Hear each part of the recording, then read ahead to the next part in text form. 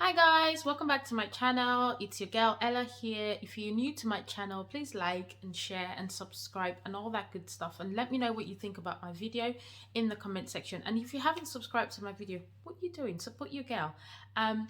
Yeah, so let's be friends. My details will be in the description below. And so today's topic is something that I'm really passionate about, because I feel like this topic is very important. I feel like the more that we get acquainted, the more that we perfect this topic, the more that we perfect our finances. By the way, I'm going to be talking about finance, and I'm going to be talking about personal finance. I'm going to be talking about something practical tools that you can use and things that I have used that has made me to be more financially knowledgeable, and has also made me to have better relationship with money, in terms of how I run my home, in terms of how I make money and how I save money, and also how I paid off a huge amount of debt that we were in a little bit over 5 years ago. So I believe that every woman should be armed with this, because it's a very important topic. Because the more confident you are with your money, the more confident you are in yourself, because you're able to live the life that you love, whilst also achieving your financial goals. It doesn't matter what your pay is or what you earn. The most important thing is the knowledge, is the skill that I'm going to share with you today. So if you're into that kind of, or if you want to learn what I did to change my to pay a lot of debt that I was in, £25,000 to be precise, over 5 years ago. If you're interested to see what I did that helped my family to be able to pay that debt and allow us to live the life that we live right now, if you're interested in that, please sit back and I'll be right back.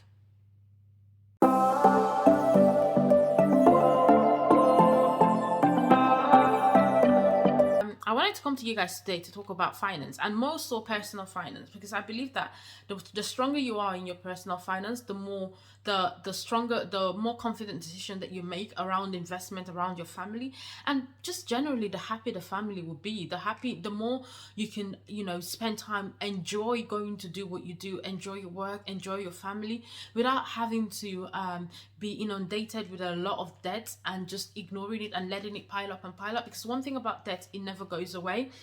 The more you ignore it, the bigger it becomes. It just never goes away until you do something about it.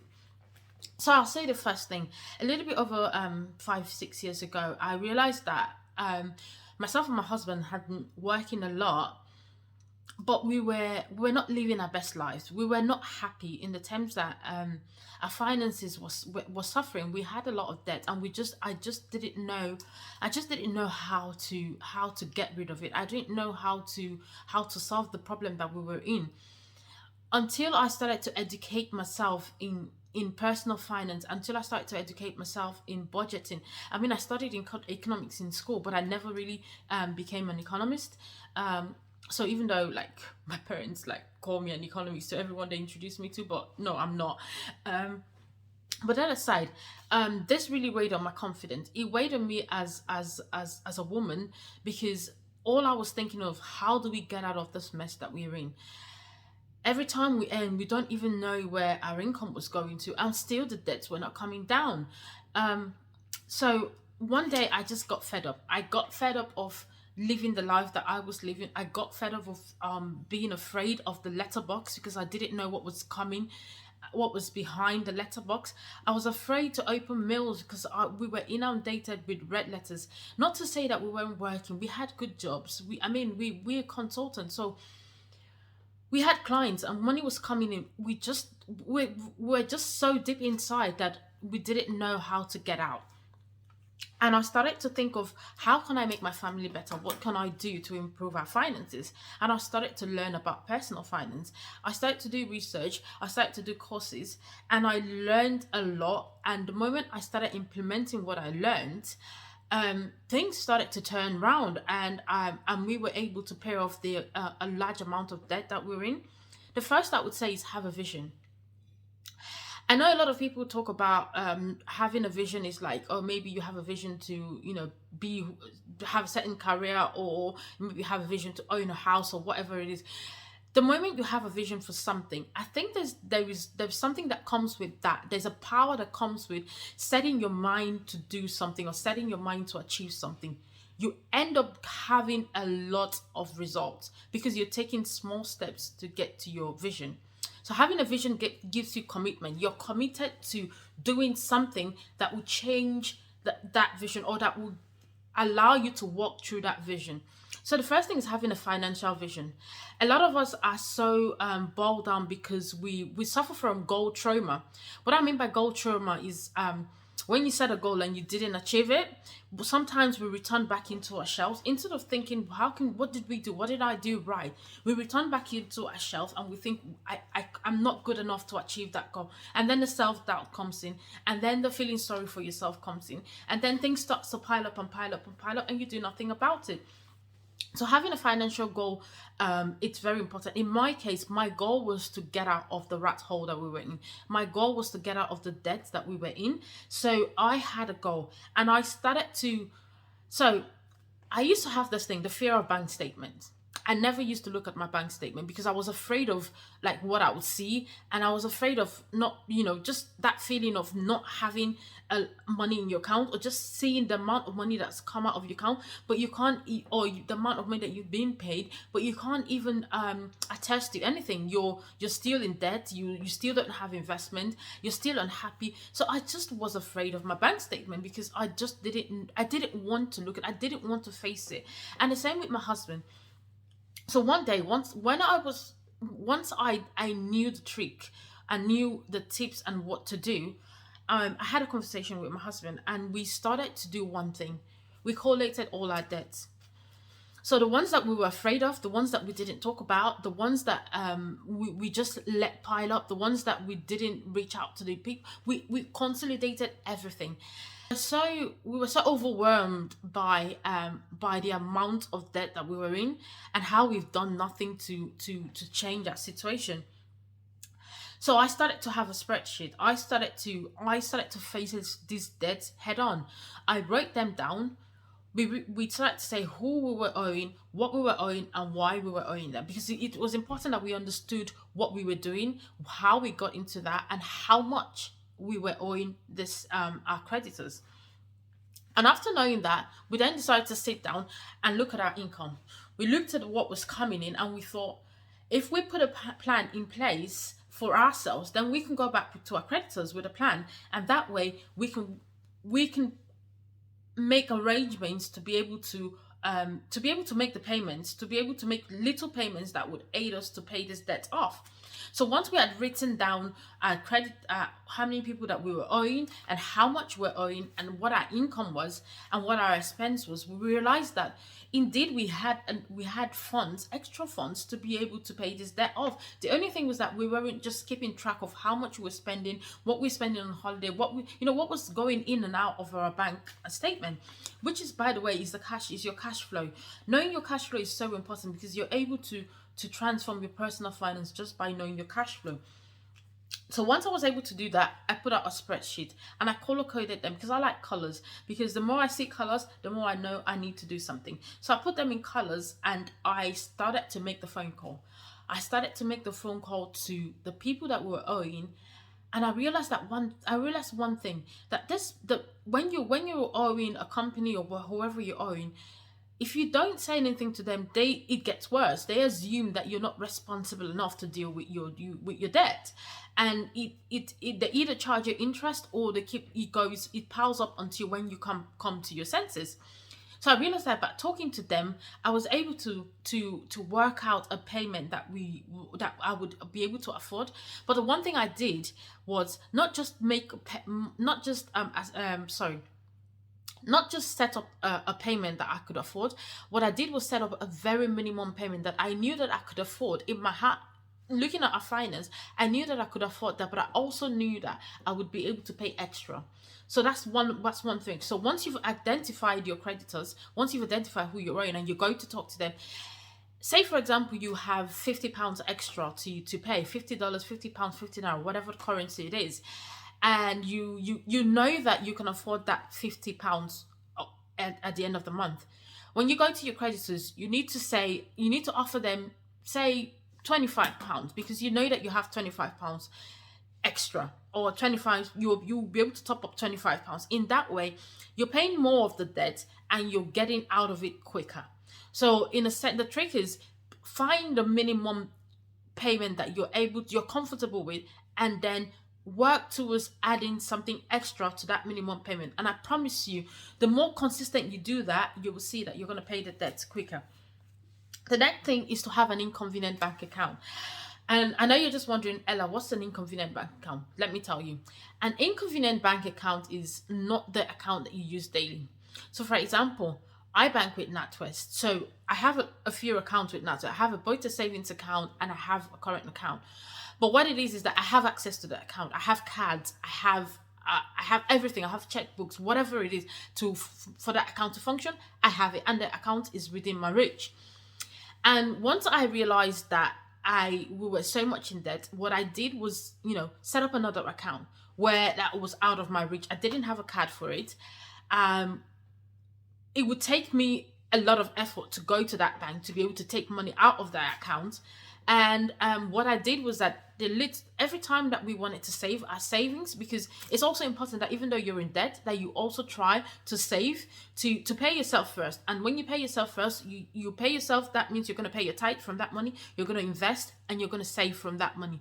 I think that might be another video another time, but today I just want to give you that information. So basically what I did was open another account that was outside of my reach, account that would take me a lot of effort, a lot of time to go to the account to take out money. I promise you, the more I put money into that account, the more I allocated money to that bank account. I didn't realize how much I saved in the space of 12 months. I was so shocked. Only because that account was it was very inconveniencing to actually go and take money out of the account, and the hassle and the things that you need to give to actually even withdraw money, and the process it takes to get the money out. Sometimes I just, if I'm desperate and I think, oh, I've got that money, I just think of the inconvenience and I find another way to get the money that I need to sort out the bill or whatever that needs sorting out. So I would advise you to have an inconvenient bank account, and trust me, you would thank me later. Have an inconvenient bank account where you can put any amount of money that you want to put aside. Don't put that money within your reach. Put it in an inconvenient bank account and try it for 3 months and let me know how you get along. Try it for 3 months and look at the account and see how much that you've saved from just inconveniencing yourself, from just not having your account within your reach. Because a lot of time we have account within our reach, we log on, we've got apps, we've got checkbook, we've got cards. There's so many ways that we're all drawn to our money. There's so many ways that we're linked to our account, and the more that is within our reach, the more we're going to spend, the more that we are going to buy those things that we love, that we don't need. So yeah, have an inconvenient bank account. I've already talked about making arrangement with your debtors. It's very important, because the more you make arrangement, the quicker you're going to pay the debt. And what I did, like I told you, what I did was actually make arrangement, and we were able to pay that debt off within 24 months. This is a debt of 25 grand. I know. You might think, Ella, how did you do that? Just simple. Having a spreadsheet, budgeting, being present in my debt, having a vision. My vision was to pay off that amount of money in 2 years, because I found that from doing my income and my outgoing, I knew that we had, as a family, we had extra cash that, I don't know, for some reason was just going out of our account, and because we didn't take stock, we didn't know.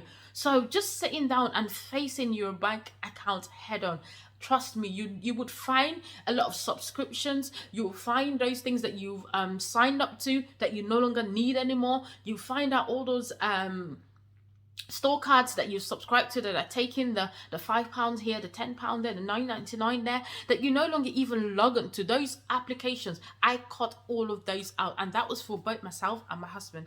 And from just cutting all this up, we already saved £500 between ourselves. So that just tells you how much was going out of our account that we didn't necessarily take stock. And ever since I learned that, every 3 months we review what you're paying for, what do you have, let's review, do you need it now, is it something that we can cancel, and let that money go towards something else, can it go towards our investment? All these things, conscious efforts that you make in facing your financing, in facing your money, your personal money up front. The more you face it, the better you become at it. The next is giving your money a job. So what I did was allocate. So we had side hustles. We had, apart from just our day job, we were also providing services. My husband is consulting, providing services to clients. He had more clients. I was also doing the same, and we also had side hustles. But what we did was decide, okay, our 9 to 5 job would take care of household. This earnings would take care of the debt. We gave our money jobs. The most important thing for you, when you're trying to pay off a debt, is it doesn't matter how small you're earning. Give whatever you allocate to paying, or whatever income that you have, send that money on a job. Let your money have a job, because anyone that doesn't have a vision, doesn't have a plan, you never succeed. So let that money have a plan. Let it have a vision. Let it have a job. Let it go out there and do what you want it to do. And that means you're consciously saying, allocating these resources to solve X problem, Y problem, Z problem. And I promise you, the more you do that, the quicker you're gonna pay your debt, the quicker you're gonna have more money for savings, and you're gonna live your best life. Who doesn't want to live their best life? And lastly, what I want to talk about is, guys, especially ladies, we always buy things that we don't need. So if you're in the club like me, who always likes to buy things that we love, that we don't necessarily need. During this time, I remember the first 2 years of actually trying to dig in and pay this debt off. I deprived myself of a lot. I didn't buy things that I didn't need. One trick that used to help me was that when I wanted to do something, say I wanted a blazer, or I wanted a top, I'll put it in a cart in the shopping cart online, and I'll leave it for a few days, and I'll just start pondering: do I really need that jacket? Do I, I love it, but do I need it now? Can I do without the jacket? And I realized that if after a few days, when I go back to the basket, I'm like, I don't need it. You keep getting these reminders from the store anyway. Oh, your basket is still left. Here is the link so you can complete your purchase. You don't have to fall into that trap like me. What the practice I do now is that if I love something and I know that I don't really need it, I put it in the cart and I leave it there at least for 48 hours to give me time to just calm down and think about, Ella, do you actually need these things? So, and if I don't need it, I don't necessarily go back to the shopping cart, or I just go there, and probably sometimes it's gone anyway, because maybe it wasn't sold, because I like a bargain. I don't want to buy anything on full price. So maybe, my size is gone, or, I'm just like, oh, okay, maybe I wasn't supposed to have it. So guys, I don't want this video to be so long. I just wanted to share with you my personal journey, my personal finance journey, and how that transformed my family, for us to be able to live the life that we live. I mean, we still have debt, but we're now able to manage our debt. We're now able to pay, we've been able to pay a bulk of it, that we are now able to do investments. We're able to see where our money is going to. We're able to look at it, revise our finance as a family. We're able to have a vision board, and just dream and think of what we can do, what we can achieve, because nobody wants to do, nobody wants to work to, I don't know what your plan, but I plan to retire early. So we're able to put that financial plan by just talking to people. The first one is, make sure you have a vision for your money. Make sure you have a financial goal. If your financial goal is to pay off your debt, let that be your priority. The next thing is, make sure that you're talking to your debtors. Don't run away from the debt. They don't go away. They only pile up. The moment you realize how much you're owing, who you're owing, then you're able to go and take action and talk to them, and you'll be amazed how much, how the arrangement that they can make with you to be able to clear up that debt. So don't sit down in your pain. There's so many agencies who can help you, but there are a lot of personal finances courses as well. But these are simple things that you can just do on your own. You can do them on your own. You don't need anybody to call these companies for you. You can call them and just talk to them. Talking, they always say a problem solves a problem. A problem said will be a problem. How do you put it? A problem shared is a problem half solved. So the moment you share your personal circumstance with the company, trust me, they always make allowance for you to say, I'll pay something, and try to make sure that you request to pay your barest minimum, so that the more you put something on top of your minimum, that way you're clearing your debt quickly. The next thing is have an inconvenient bank account. I can't stress this enough. Whilst you're paying your debt, don't forget to pay yourself. Don't forget that after you pay your birth, you've got to live your best life. You still want to live your best life. So have an inconvenient bank account. That account is going to be very difficult for you to get to. That is very difficult for you to withdraw money. That is very difficult for you to even think of going there. But you're able to put something in there. Put something in there, but don't think about it. Don't, the thought of going there would just make you think, oh my God, I'll just find another way to, to buy that blazer or buy that top or buy that jean, whatever it is, or buy that handbag, if you're like me. Have an inconvenient bank account. Make payments arrangement. Don't forget to make payment arrangement, and give your money a job. Don't buy things that you don't need. You might love it, but do you need it? Maybe not. So guys, I hope that I've been able to help someone there. I hope that I've been able to transform your mindset of how you deal with debt. I hope that I've been able to help you just by seeing my own journey, and just telling you how I felt and how the action steps that I took to be able to come out of it. I hope that you're able to learn something. So if you're new to my channel and you haven't subscribed, please subscribe, and let me know if you want any more of such contents like this. Let's chat in the comment section. How do you manage your personal finance? And do you want to learn more about managing your personal finance, or do you have a method or trick that that you can share with us, because we're all learning here? So share with us in the comment section below, and let me know your hacks for personal finance and budgeting. But for now, thank you guys for watching. Please like and share and subscribe, and I'll see you guys in my next video.